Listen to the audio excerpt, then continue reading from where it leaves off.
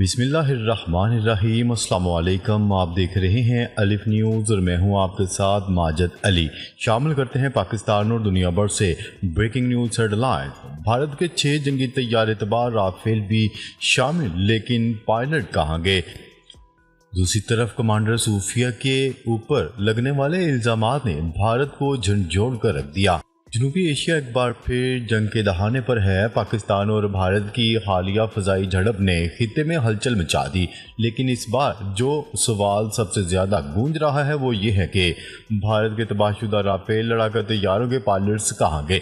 کیا وہ مارے جا چکے ہیں یا زندہ حالت میں پاکستانی حدود میں موجود ہیں؟ پاکستان کی ایئر فورس نے اس بار جس مہارت کے ساتھ بھارت کے 6 طیاروں کو نشانہ بنایا، اس میں جدید الیکٹرونک وارفیئر ٹیکنالوجی کا بھرپور استعمال کیا گیا۔ بھارتی طیاروں کے کمیونیکیشن سسٹمز جام کیے گئے، ریڈار سسٹمز ہیک کر لیے گئے اور سکرینز کو بلینک کر دیا گیا اور فیک سگنلز کے ذریعے انہیں کنفیوز کیا گیا اور پھر نشانہ بنایا گیا۔ اس کارروائی میں رافیل جیسے جدید ترین لڑاکا طیارے بھی گرائے گئے۔ اب صورتحال یہ ہے کہ بھارت کے کئی پائلٹس لاپتہ ہیں۔ کچھ کی لاشیں مختلف مقامات سے ملی ہیں اور کچھ شدید زخمی حالت میں بھارتی ہسپتالوں میں داخل کیے گئے۔ کشمیر کے اضلاع اننت ناگ، پلوامہ، رامبن اور اخنور جیسے علاقوں میں مختلف طیارے گرے ہیں۔ حتیٰ کہ کچھ پائلٹس کی حالت ایسی تشویشناک ہے کہ ان کے زندہ بچنے کی امید بھی نہیں کی جا رہی۔ دوسری طرف اس سب کے درمیان بھارت کی معروف مسلم خاتون افسر کمانڈر صوفیہ بھی خبروں کا مرکز بن گئی۔ جنگ کے پہلے دن انہی بھارتی میڈیا نے انہیں ہیرو بنا کر پیش کیا، لیکن جیسے ہی پاکستان کی جانب سے سخت جوابی کارروائی ہوئی تو کمانڈر صوفیہ کی بولتی بند ہو گئی۔ ایک وقت تھا کہ جب ان کی آواز میڈیا پر گونج رہی تھی، لیکن آج ان کی زبان لڑکھڑا رہی ہے، لہجہ ڈگمگا رہا ہے اور وہ بے بسی کی حالت بن چکی ہیں۔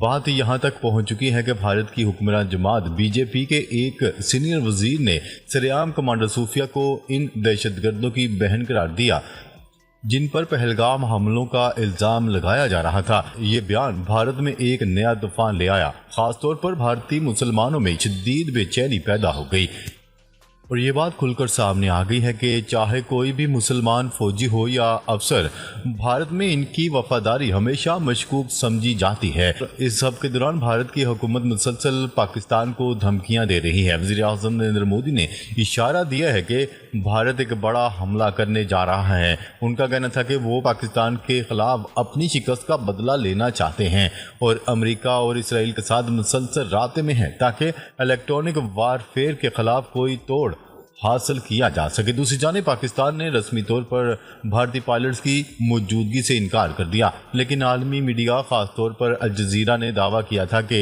کچھ بھارتی پائلٹس پاکستان کی حراست میں بھی ہو سکتے ہیں۔ ناظرین، بھارت کی فضائیہ اس وقت سخت تبدیلی کا شکار ہے۔ ان کے ایئر مارشل نے خود اعتراف کیا ہے کہ نقصان ہوا ہے، لیکن اس کو معمول کا حصہ قرار دے کر بات کو دبانے کی کوشش کی جا رہی ہے۔ لیکن سچائی یہ ہے کہ رافیل جیسے مہنگے ترین اور جدید ترین لڑاکا طیارے گرنا اور پائلٹس کا لاپتہ ہونا ایک معمولی واقعہ نہیں۔ خبر کے اگلے حصے میں بات کرتے ہیں۔ ثالثی کے لیے بھارت نے امریکہ سے رابطہ کیا، امریکی و بھارتی صحافیوں کا دعویٰ۔ امریکی صدر کے حالیہ بیانات سے پاک بھارت تعلقات سے متعلق ہلچل پیدا ہوئی ہے۔ بھارت کی جانب سے یہ کہنا ہے کہ پاکستان ثالثی کے لیے امریکہ کے پاس گیا غلط ثابت ہو گیا۔ امریکی صحافی نک رابرٹس نے کہا ہے کہ ثالثی کے لیے بھارت نے امریکہ سے رابطہ کیا۔ دوسری جانب بھارتی صحافی سدھارتھ نے بھی کہا کہ ثالثی کے لیے مودی نے امریکہ سے رابطہ کیا۔ بھارتی صحافی ششانت سنگھ نے کہا کہ ڈونلڈ ٹرمپ کے بیانات مودی کو سیاسی طور پر نقصان پہنچا رہے ہیں، جبکہ بھارتی میڈیا ڈونلڈ ٹرمپ کے بیانات کو غیر مؤثر کرنے کی کوشش کرتا ہے۔ انہوں نے کہا ہے کہ سوشل میڈیا پر امریکی صدر کے بیانات کو پذیرائی ملی ہے۔ امریکی صدر ڈونلڈ ٹرمپ نے اپنے بیان میں کہا ہے کہ ہم پاک بھارت کے رہنماؤں کو اکٹھا بھی کر سکتے ہیں۔ امریکی صدر کا کہنا تھا کہ بھارت اور پاکستان کو تجارتی مراد کی پیشکش کی ہے۔ ہم نے کہا ہے کہ اگر بھارت اور پاکستان لڑائی روک دیں تو ہم تجارت کریں گے، اگر آپ لڑائی نہیں روکیں گے تو تجارت نہیں ہوگی۔ امریکی صدر نے کہا کہ ہم پاکستان کے ساتھ تجارت کرنے جا رہے ہیں۔ دوسری جانب سیاسی تجزیہ کاروں کا کہنا ہے کہ امریکی صدر ڈونلڈ ٹرمپ کے بیانات نئی بحث کو جنم دے سکتے ہیں۔ خبر کے اگلے حصے میں بات کرتے ہیں امریکہ اور سعودی عرب کے درمیان 142 ارب ڈالر کے دفاعی معاہدوں پر دستخط۔ امریکی صدر ڈونلڈ ٹرمپ سعودی عرب کے دورے پر ہیں، جہاں انہوں نے سعودی عرب کے ولی عہد شہزادہ محمد بن سلمان کے ساتھ 142 ارب ڈالر کے دفاعی معاہدوں سمیت دیگر معاہدوں پر دستخط کیے۔ میڈیا رپورٹس کے مطابق امریکہ اور سعودی عرب کے درمیان دفاعی توانائی اور معدنیات کے شعبوں میں معاہدے ہوئے ہیں۔ معاہدے کے مطابق سعودی عرب کی مسلح افواج کی صلاحیتوں کو جدید بنانے کا معاہدہ کیا گیا ہے۔ اس کے علاوہ سعودی خلائی ایجنسی اور ناسا کے درمیان بھی ایک معاہدہ شامل ہے۔ امریکہ اور سعودی عرب کے درمیان معدنی وسائل کے حوالے سے ایک مفاہمتی یادداشت پر دستخط کیے گئے ہیں۔